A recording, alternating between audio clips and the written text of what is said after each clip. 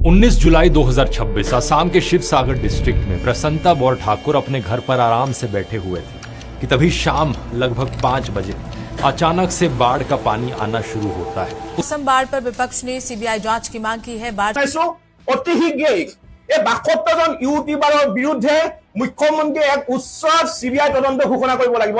কিন্তু যিসকলে পুঁজি কালেক্ট কৰি ফ্লাডত জমা দিয়া নাই তেওঁলোকৰ প্ৰতিও আমি নিশ্চিতভাৱে নজৰ ৰাখিব লাগিব। আমাৰ ওচৰত তথ্য আছে, এইজন ব্যক্তিৰ নাম হৈছে পিংকল ঐতুক সিং আৰু এওঁ এটা ইনষ্টাগ্ৰাম একাউণ্ট চলাইছিলে আৰু সেইটো নাম হৈছে বন্ধু ষ্ট্ৰীম আৰু এওঁ এই ইনষ্টাগ্ৰাম একাউণ্টটোৰ পৰা সংগ্ৰহ কৰিছিলে ৩১,৯৪,৭৫০ টকা।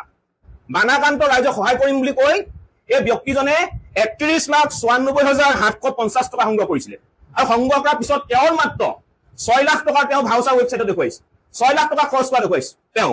তেতিয়াহ'লে বাকী ২৬ লাখ টকা তেওঁ ক'ত খৰচ কৰিলে? আৰু এওঁ যিবিলাক ভাউচাৰ দিছে এই ভাউচাৰবিলাক হাঁহি উঠা। এওঁ ব্লিচিং পাউডাৰ আৰু ফেনাইল কিনা দেখুৱাইছে আৰু ব্লিচিং পাউডাৰ ফেনাইল কিনিছে ইলেক্ট্ৰনিক্সৰ দোকানৰ পৰা। আমি সৰ্বান্তে জানো যে ইলেক্ট্ৰনিক্সৰ দোকানত কি পায়, মোবাইল পায়, আপোনাৰ টিভি পায়, ইলেক্ট্ৰনিক সামগ্ৰী পায়, কিন্তু ইলেক্ট্ৰনিকৰ সামগ্ৰী পায়, কিন্তু এওঁ ফেনাইল আৰু ব্লিচিং পাউডাৰ ইলেক্ট্ৰনিকৰ দোকানৰ পৰা কিনা দেখুৱাইছে। সম্পূৰ্ণ এটা ভুৱা। আৰু এওঁ কি কৰিছে, এওঁ এটা হোম ষ্টে আছে, দুদিনমান এটা হোম ষ্টেত আছিলে। আমি গম পোৱা মতে সেই হোম ষ্টেটো ৰাতি ২টা বজালৈকে এওঁ মদৰ পাৰ্টি কৰে আৰু পিছদিনাখন ৩টা বজালৈকে তাতে ঘূৰে থাকে। আৰু তেনে অৱস্থাত তেওঁ কি ধৰণে কেনেকৈ ৰাইজক সহায় কৰিলে? গতিকে এই কথাবিলাক এটা কথা স্পষ্ট হৈছে যে অকল পিংকলে নহয়, পিংকলৰ দৰে প্ৰায় ৬২জন ইউটিউবাৰে বানাক্ৰান্ত ৰাইজক সহায় কৰাৰ নামেৰে কোটি কোটি টকাৰ কিন্তু ধন তেওঁলোকে সৰলকি কৰিছে। গতিকে আমাৰ জাতীয় সংগ্ৰামী অসমৰ এটা কথা স্পষ্ট, আমাৰ এটা কথা স্পষ্ট, বানপানীত বহুতে নিজৰ পিতৃ খুৱাবলগীয়া হৈছে, বহুতে নিজৰ মাতৃ খুৱাবলগীয়া হৈছে, বহুতে নিজৰ সন্তানক হেৰুৱাবলগীয়া হৈছে। গতিকে বানাক্ৰান্ত ৰাইজৰ লগত এই ধৰণৰ লৰা ধামেলি আমি কোনো কাৰণতে কেতিয়া সহ্য নকৰো। এই বানপানীৰ সুবিধা লৈ প্ৰায় দেশত ৭২ ইউটিউবাৰে ফাণ্ড ৰেইজ কৰিছিলে। ৭২ ইউটিউবাৰ হেজ ৰেইজ ফাণ্ড। গতিকে আমি তাতো নজৰ ৰাখিছো, যেনেকে সমৰ গগৈৰ দৰে সকলোৱে খুব ভাল কৰি খৰচ কৰিছে।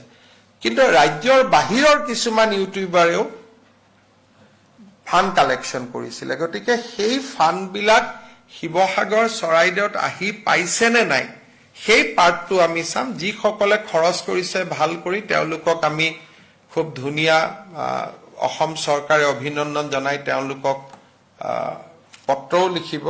কিন্তু যিসকলে পুঁজি কালেক্ট কৰি ফ্লাডত জমা দিয়া নাই তেওঁলোকৰ প্ৰতিও আমি নিশ্চিতভাৱে নজৰ ৰাখিব লাগিব। এতিয়ালৈকে আমি ৭২ একাউণ্টছ আইডেণ্টিফাই কৰিছো যোনে নেকি ডিউৰিং দ্য ফ্লাড টকা কালেক্ট কৰিছে। কিন্তু তাৰ ভিতৰত মই আকৌ কৈছো যে বহুতে ইতিমধ্যে সহায় আৰম্ভ কৰিছে, কিন্তু যিসকলে কৰা নাই, কাৰণ অকল অসমৰ ইউটিউবাৰ নহয়, গোটেই দেশৰ বিভিন্ন ষ্টেটৰ ইউটিউবাৰেও ইয়াত টকা কালেক্ট কৰিছে। আৰু কিছুমানে এনেই কৈ দিছে যে আমি ২ কোটি দিলো, ৫০ লাখ দিলো। গতিকে আমি তেওঁলোকক সুধিম যে আপোনালোকে একচুৱেলি ক'ত কিমান দিলে, যাতে ৰিপিটেশ্যন নহয়। তেওঁলোকেও দিলে, গভৰ্ণমেণ্টেও দিলে, ৰিপিটেশ্যন হ'ব। গতিকে যাতে ৰিপিটেশ্যন নহয় আমি তাৰ বাবেও নজৰ ৰাখিব লাগিব।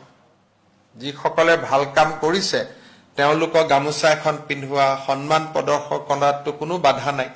গতিকে এনেও যিসকলে ফ্লাডত আমাক সহায় কৰিছে, NGO হওক বা কোনোবাই দেশৰ বাহিৰৰ পৰা বিদেশৰ পৰা যোনে যেনেকে সহায় কৰিছে, ৰাজ্য চৰকাৰেতো তেওঁলোকক সন্মান এটা জনাবই লাগিব।